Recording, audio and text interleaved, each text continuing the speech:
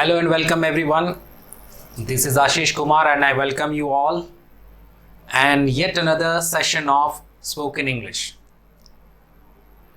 We've been doing many things to improve our standards of spoken English. बहुत सारी चीज़ें हम लोग कर रहे हैं और आपको बहुत सारी चीज़ें मैंने बता दी. Really impressive techniques to improve one's standard of speaking English. लेकिन I would like to let you know about one more thing. मैं आपको एक और चीज़ बताना चाहता हूँ कि we have already discussed about many things कि ग्रामर का क्या रोल है स्पोकन इंग्लिश में, क्या रोल नहीं है. एंड मैंने आपको कहा था कि to some extent grammar is also required and grammar is also necessary, क्योंकि आप अगर ग्रामेटिकली सही नहीं बोल रहे हैं तो things are misunderstood, things are mistaken. कई बार चीज़ों को गलत तरीके से ले लिया जाता है, गलत तरीके से समझा जाता है. फॉर एग्जाम्पल, ग्रामर का ही कॉन्सेप्ट है कि पुरुष के लिए ही और स्त्री के लिए शी लगता है, अपने आप को बोलने के लिए आई लगता है. तो ये प्रोनाउंस हैं, अगर हम इन प्रोनाउंस को सही यूज नहीं करते हैं तो हमेशा कंफ्यूजन क्रिएट होता है. तो इसी चीज को ध्यान में रखते हुए अगर हम ये कहें कि ग्रामर बिल्कुल रिक्वायर्ड नहीं है स्पोकन इंग्लिश के लिए, ग्रामर बिल्कुल रिक्वायर्ड नहीं है हिंदी बोलने के लिए, ग्रामर बिल्कुल रिक्वायर्ड नहीं है किसी और भाषा को बोलने के लिए, तो ये बहुत ज्यादा सुपरफ्लूअस हो जाएगा, अतिशयोक्ति हो जाएगी. तो what I'm trying to tell you is कि grammar is also needed but not 100%. पूरी तरह से 100% ग्रामर के ज्ञान की आवश्यकता आपको नहीं है. 30% will do. 30% का ज्ञान भी आपको अच्छे से काम निकाल देगा. ग्रामर की बात करूं तो उन 30% में क्या आता है? तो for spoken English specially I personally feel that you need to have a good command, a good knowledge over tense. आपको टेंस पर अच्छा कमांड होना जरूरी है, टेंस का नॉलेज होना जरूरी है. Because half of your spoken English is done when tense is done. मुझे लगता है कि आपने आधी इंग्लिश उसी दिन सीख ली जिस दिन टेंस पर कमांड करना सीख लिया या टेंस पर सेंटेंस को सेट करना सीख लिया. That's why you should have a good command over tense. तो हम लोग यहाँ टेंस को अब पढ़ने जा रहे हैं. टेंस की मैं अब आपको वीडियोस बना रहा हूँ, टेंस की मैं आपको क्लासेस ले रहा हूँ और आपको बताने की कोशिश करूंगा कि जितना ज्यादा हो सके आप टेंस को क्लियर रखें, दिमाग में क्लियर रखें, तब जाकर के आप चीजों को सही तरीके से दूसरों को समझा पाएंगे. तो before starting we need to know what is tense.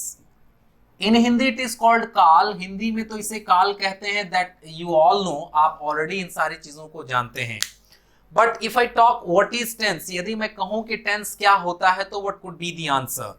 तो बहुत सारे लोग इसका बहुत तरह का आंसर देते हैं. There are so many answers that people do give to this question. Like लोग कहते हैं time is tense, tense is time. इसका अगर आप डिटेल पढ़ा हो तो आपने पढ़ा होगा कि the word tense comes from the Latin word tempus which means time. तो बहुत सारे इसके डेफिनेशन है, बट जो मुझे लगता है जो इसका सही और सटीक डेफिनेशन है वो ये है कि tense is the study of the forms of verbs. Tense is the study of the forms of verbs. मुझे लगता है कि टेंस और कुछ नहीं है बल्कि स्टडी है फॉर्म्स ऑफ वर्ब्स का, यानी क्रियाओं के रूपों का अध्ययन. क्रिया के रूपों के अध्ययन को ही हम टेंस कहते हैं. Why am I saying so? मैं ऐसा क्यों कह रहा हूं? Just try and go through some examples. अगर मैं बोल रहा हूं कि I play cricket, तो इसका मतलब हुआ मैं क्रिकेट खेलता हूं. Means I am talking about present, मैं वर्तमान की बात कर रहा हूं. अगर मैं इसे ऐसा कह दूं कि I am playing cricket, तो अर्थ हो गया कि मैं क्रिकेट खेल रहा हूं. खेल रहा हूं मतलब अभी खेल रहा हूं. We are talking about present. और अगर मैंने कहा कि he went to college, वह कॉलेज गया, तो यहाँ went को देख करके पता चला कि बात जो है खत्म हो गई, बीत गई, ये पास्ट की घटना है.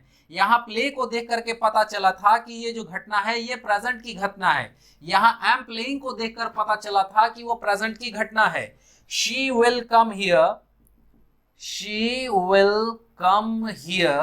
तो यहाँ देखिए इसका अर्थ हुआ वह यहाँ आएगी. तो इसमें विल कम को देख करके पता चला कि ये काम अभी होगा, यह काम हुआ नहीं है. तो यहाँ आप देख रहे हैं कि कैसे पता चल रहा है कि कौन चीज प्रेजेंट का है, कौन चीज पास्ट का है, कौन चीज फ्यूचर का है. तो ये सब पता चल रहा है प्ले या playing, am playing, went, will come इत्यादि इत्यादि से. इसीलिए मैंने आपको कहा कि tense is nothing but the study of the forms of verbs. Tense is the study of the forms of verbs, यानी टेंस क्रिया के रूपों का अध्ययन है। ये हुआ टेंस का सटीक डेफिनेशन। अब उसमें आप डिटेल में जितना जाकर के उसको समझें वो अच्छी बात होगी, बट इतना आपके लिए जानना काफी है कि tense is the study of the forms of verbs.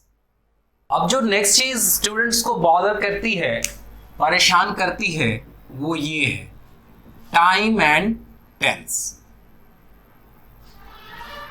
अक्सर मैंने लोगों से ये क्वेश्चन करा, अपने स्टूडेंट से ये क्वेश्चन करा कि आप बताओ यार कि whether time and tense both are same thing or is there any difference between both of the two? क्या टाइम और टेंस दोनों एक ही चीजें हैं या टाइम और टेंस के बीच में फर्क है, अंतर है? तो बहुत सारे लोग बोलते हैं नहीं, time and tense both are same thing, दोनों चीजें एक हैं। कई लोग ये भी कहते हैं कि नो, अगर एक ही होता तो टाइम एंड टेंस क्यों लिखा जाता, या तो उसे टाइम लिखते या स्लैश देके ऑब्लिक देके टेंस लिखते, टाइम लिखते, ऐसा करते, उसे हम लोगों ने टाइम एंड टेंस क्यों नाम दिया है। तो इसके पीछे का क्या कॉन्सेप्ट है ये भी जान ले, बिकॉज आज टेंस की मैं कॉन्सेप्ट क्लास शूट कर रहा हूं, तो इसीलिए आपको इसका जानना बहुत जरूरी है कि क्या इन दोनों के बीच में फर्क है। देखिए, पहले तो ये जाने हम कि टेंस कितने तरह के होते हैं। तो टेंस 3 तरह के होते हैं, राइट। पहले को हम कहते हैं प्रेजेंट टेंस, हिंदी में इसे कहा जाता है वर्तमान काल। दूसरा होता है हमारा पास्ट टेंस, हिंदी में इसे कहते हैं भूतकाल। तीसरा होता है फ्यूचर टेंस, हिंदी में इसे कहते हैं भविष्यत काल। इन तीनों ही टेंस के 4 रूप और हैं, जैसे indefinite, present indefinite, past indefinite, future indefinite. तीनों में इंडेफिनिट आएगा। इंडेफिनिट को हम लोग सिंपल भी कह सकते हैं, simple present, simple past, simple future. Simple word comes first, simple पहले आता है, इंडेफिनिट कम्स आफ्टर। ये इंडेफिनिट जो है ये बाद में आएगा, जैसे प्रेजेंट इंडेफिनिट या सिंपल प्रेजेंट ऐसे कहेंगे। दूसरा जो होता है वो होता है हमारा continuous, present continuous, past continuous, future continuous. इसे हम प्रोग्रेसिव भी कहते हैं, present progressive, past progressive, future progressive. इसे हम इम्परफेक्ट भी कहते हैं, present imperfect, past imperfect, future imperfect, ऐसा भी हम इसे कह सकते हैं। तीसरा होता है हमारा perfect, present perfect, past perfect, future perfect. और चौथा होता है हमारा perfect continuous, present perfect continuous, past perfect continuous, future perfect continuous. So overall हमारे पास 12 टेंस हो गए, 3 मेन और 4 उनके बच्चे। तो कुल मिलाकर के हमारे पास हो गए 12 टेंस। सब टोटल अगर करें तो हमारे पास 12 टेंस हो गए। तो 3 टेंस हुए मेनली, प्रेजेंट, पास्ट और फ्यूचर, वर्तमान, भूत और भविष्य। तो टाइम भी 3 होता है, जो बीत गया वो पास्ट, जो चल रहा है वो प्रेजेंट, और जो चलेगा आने वाला है वो फ्यूचर। तो इस वजह से बड़ा ही कंफ्यूजिंग लगता है कि टाइम एंड टेंस दोनों एक ही चीज है, क्योंकि प्रेजेंट में जो चल रहा है प्रेजेंट का टाइम, और इसी बात को बताने के लिए प्रेजेंट टेंस, जो बीत गया पास्ट का टाइम और उसी बात को एक्सप्लेन करने के लिए पास्ट टेंस, जो आएगा वो फ्यूचर का टाइम और उसी को एक्सप्लेन करने के लिए फ्यूचर टेंस। तो it means time and tense both are same. लगता तो ऐसा ही है, लेकिन मैं आपको बताऊं कि they are not same. There is a world of difference, there is a world of difference between time and tense. Time और टेंस के बीच में फर्क ही नहीं है, जमीन आसमान का फर्क है, जमीन आसमान का अंतर है। वर्ल्ड ऑफ डिफरेंस का मतलब होता है जमीन आसमान का फर्क, जमीन आसमान का अंतर। इतना फर्क है दोनों में कि एक जमीन है तो दूसरा आसमान, एक जमीन तो दूसरा आसमान, दूर दूर तक इनका आपस में कोई लेना देना नहीं है, बिल्कुल एक दूसरे से इनका कोई लेना देना ही नहीं है। तो फिर आपको ये मन में आएगा कि जब लेना देना नहीं है तो इतनी सिमिलैरिटी क्यों लगती है? क्यों लगता है कि पास्ट में घटा हुआ काम जब पास्ट का काम था और उसे पास्ट इंडेफिनिट में बनाया, तो ऐसा इसके साथ क्यों नहीं है? और मैं कह रहा हूं कि दोनों के बीच में जमीन आसमान का फर्क है। तो कैसे, हाउ इज इट पॉसिबल? चलिए इस चीज को समझने के लिए मैं आपको कुछ प्रैक्टिकल एग्जांपल देकर बताने की कोशिश करता हूं, शायद आपको चीजें समझ में आए।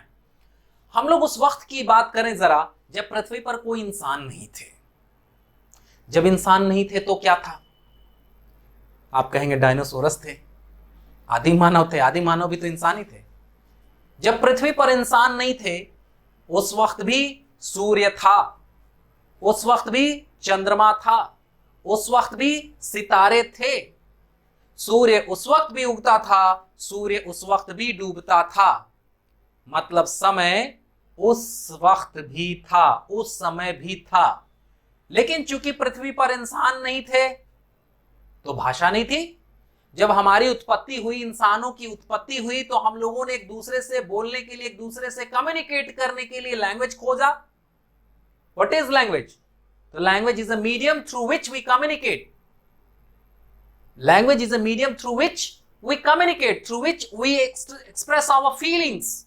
एक ऐसा माध्यम है लैंग्वेज जिसकी मदद से हम भावनाओं का आदान प्रदान करते हैं, जिसकी मदद से संचार करते हैं, जिसकी मदद से बातचीत करते हैं। तो जब हम पैदा हुए, इंसानों की उत्पत्ति हुई, तब तो भाषा की खोज की गई ना। तब हम लोगों ने एक दूसरे से बात करने के लिए पहले इशारों की भाषा खोजी, फिर धीरे धीरे मुंह से बोलना शुरू किया और फिर हजारों भाषाएं बनी। तो जब इंसान नहीं थे तो भाषा नहीं थी, इंसान बने तो भाषा बनी।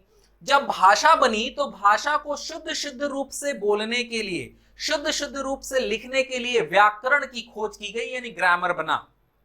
What is grammar? तो grammar is a set of rules, written और unwritten, that determines the structure of sentences.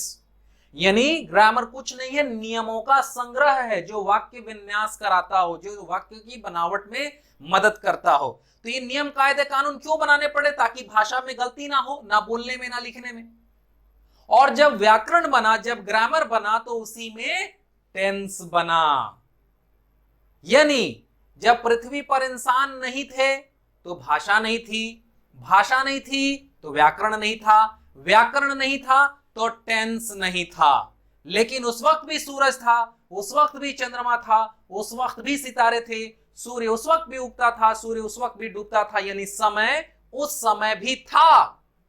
यानी हम वन लाइनर अगर इसको बोलें, अगर एक लाइन में बोलें तो क्या बोल सकते हैं? हम कह सकते हैं कि time is a universal concept. अगर आपसे कोई पूछे कि टाइम और टेंस में क्या फर्क है, तो वन लाइनर आंसर दीजिए कि time is a universal concept. समय शाश्वत सत्य है, समय चिरंतन सत्य है, ना कभी बदला है और ना कभी बदलेगा।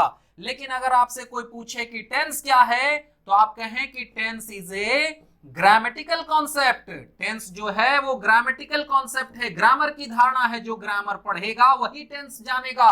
लेकिन टाइम का ज्ञान सभी को होता है, टाइम का ज्ञान पशु पक्षियों को होता है, अनपढ़ पढ़ा हुआ सबको होता है। लेकिन टेंस तो वही जानेगा जिसको इंग्लिश व्याकरण की समझ होगी। इसीलिए वन लाइनर आंसर करना है कि टेंस जो है वो व्याकरण की धारणा है, लेकिन समय जो है वो चिरंतन सत्य है, शाश्वत सत्य है, ना कभी बदला ना कभी बदलेगा। कल को फिर ऐसा हो जाए कि प्रलय आ जाए, पृथ्वी पर इंसान खत्म हो जाए, इंसान खत्म हो जाएंगे तो भाषाएं खत्म हो जाएंगी, भाषाएं खत्म हो जाएंगी तो व्याकरण खत्म हो जाएगा, व्याकरण खत्म हो जाएगा तो टेंस खत्म हो जाएगा। लेकिन अगर सूरज चंद्रमा सितारे रहेंगे तो उस समय भी सूर्य उगेगा, उस समय भी सूर्य डूबेगा, लेकिन समय मौजूद रहेगा। यानी समय सदा है लेकिन टेंस अपने हिसाब से है। समय शाश्वत है, टेंस को हमने बनाया है क्योंकि ये रूल हमने लिखा है। हमारा मन करे तो हम पास्ट की बात को प्रेजेंट में लिख सकते हैं, मन करे तो फ्यूचर की बात को भी प्रेजेंट टेंस में लिख सकते हैं। लेकिन हमारा मन करे तो हम 1980 को अभी नहीं ला सकते, हमारा मन करे तो हम 2050 को अभी नहीं ला सकते। आ गई बात समझ में? क्या फर्क है टाइम एंड टेंस में? आपको सिर्फ ये वन लाइनर आंसर करने हैं कि time is a universal concept, समय शाश्वत सत्य है, ना कभी बदला ना कभी बदलेगा। Tense is a grammatical concept, tense grammar की धारणा, जब मन करेगा, जैसे मन करेगा उसके रूल्स को हम चेंज कर सकते हैं। तो यही इन दोनों के बीच का फर्क है।